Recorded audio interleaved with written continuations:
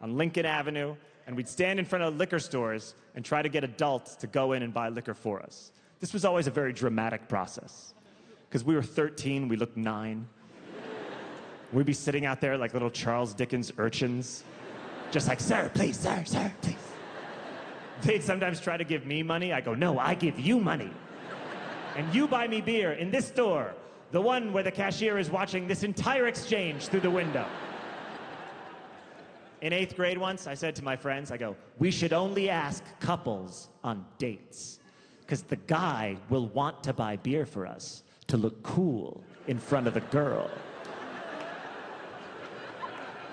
I did not understand adult first date dynamics. As if when he's dropping her off, she'd be like, you know, I wasn't sure about you in the beginning of the night, but when I saw you buy those 2 24-packs of Natty Light using quarters and dimes, and that 1 bottle of Boone's Farm for that really specific child,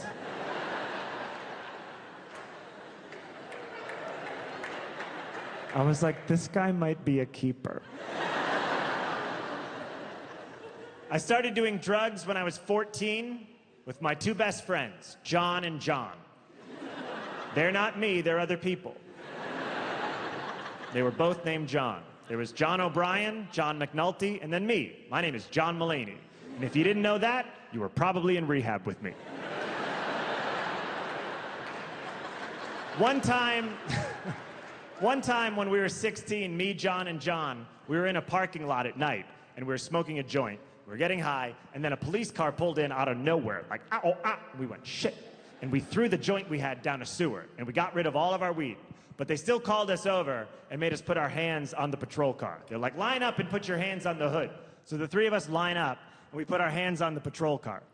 The police officer walks up to John O'Brien first, and he starts to give him a pat down. And he goes, what's your name? And he goes, John.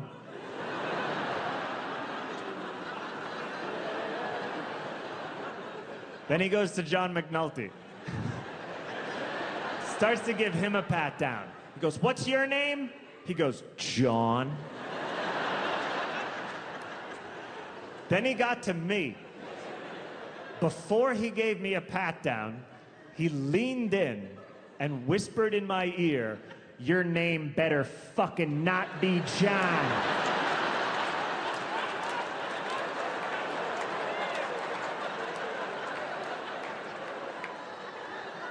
They call me Baby J out on these streets.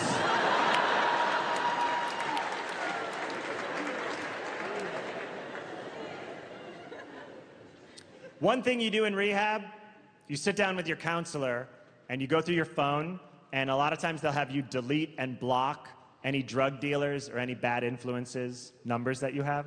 In some cases, you reach out to the people first and you tell them, hey, I'm gonna delete and block you so that they don't try to track you down later. It's called breaking up with your dealer. So I did this one day. I sat down with my counselor. I go through my phone. I went to my main dealer, Arvin, first. And I texted him and I said, hey, I'm deleting and blocking you. I'm never gonna buy drugs from you again. I'm sober now. And then I didn't know how to end the text. So I go, but thank you for your many years of inspired professionalism and the many nights that became days. I send the text. Before I can delete and block him, Arvin texts me back. He goes, hey, I'm so proud of you for getting sober. Then he writes, you know, I only bought drugs to sell to you because I was worried about you and I didn't want you to get worse stuff off the street. I know. And I'm breaking up with this guy?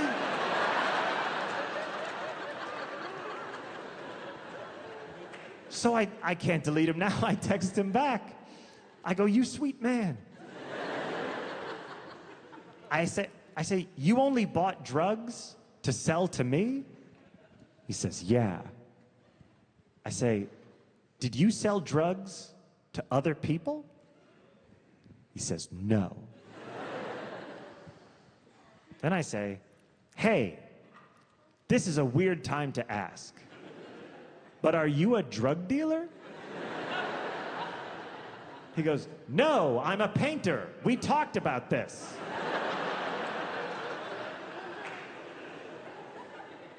Boston. To this day, I have no idea how I know this person.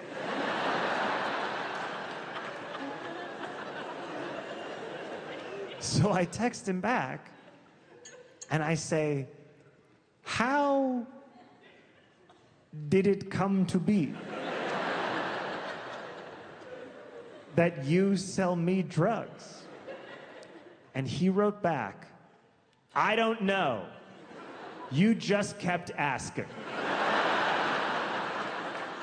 I like that story because there are many tales of drug dealers who have turned innocent people into drug addicts.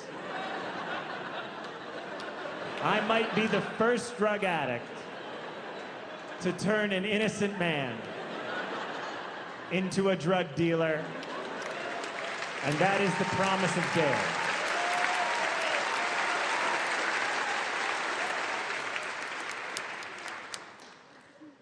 I always wanted attention in school, like to a sick degree. I don't know if you guys ever had this feeling, but do you remember when you were in elementary school, grammar school, and a kid in your class would come to school one day and you'd find out their grandparent had died, and they would get like so much attention? You know, the teacher would be like, Aaron's grandpa passed away, and he'd be like, that's right. And we'd be like, oh, Aaron, you know, and he'd be like VIP for the day. He'd be like, can I sit in the beanbag chair during reading time? I'd be like, of course, you poor fuck, you sit there. Forget the fact that there's a laminated construction paper list of whose day it is to sit in the beanbag chair, and we've all been patient waiting for our day. And let's even forget that the beanbag is there to teach us patience. You just jumped the line. Did you ever look at how much attention that dead grandparent kid was getting? And did you ever, like me, hope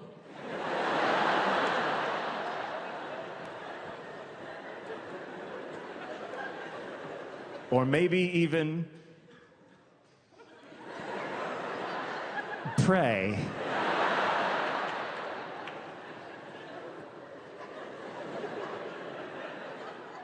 please kill one of my grandparents so I can get attention too? I did do that. And some of you did too. And I know you did, because you started laughing from the very beginning of the joke. If you did, don't feel too bad, okay? Yes, it's a super dark memory. But you were a little kid. Also, you were a little kid.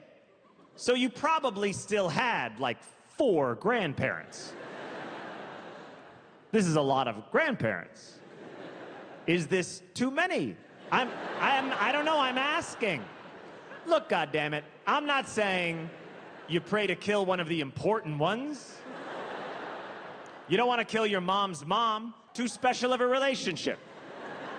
And you don't want to kill your dad's dad, because then your dad gets all weird. Kids, you think your dad's weird now? Wait for his dad to die. Then he goes on a whole quest. He'll want to take more family pictures, but be angrier during them. Talking about, can we get one photo where we all look nice? You're like, I don't think this motherfucker's doing that well.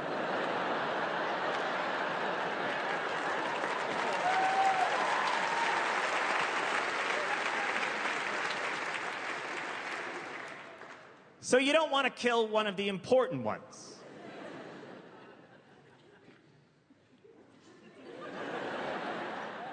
But you could kill One of the unimportant ones. You know who.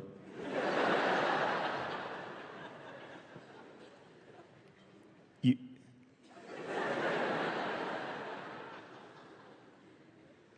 You could kill your dad's mom.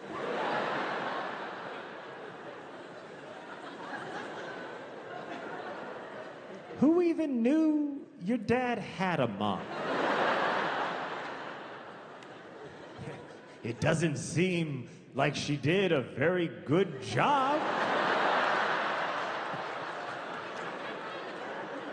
Ask your mom if she thinks that your dad's mom did a good job and deserves to live.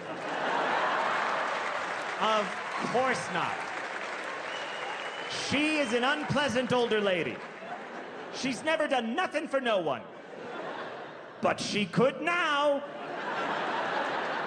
She could die between September and May. Real talk, Boston? When I was in elementary school, my grandma died over the summer! It was useless. You can't be walking into school on Labor Day talking about, we lost our grandma July 17th. You should be over it by now. Get out of the beanbag chair.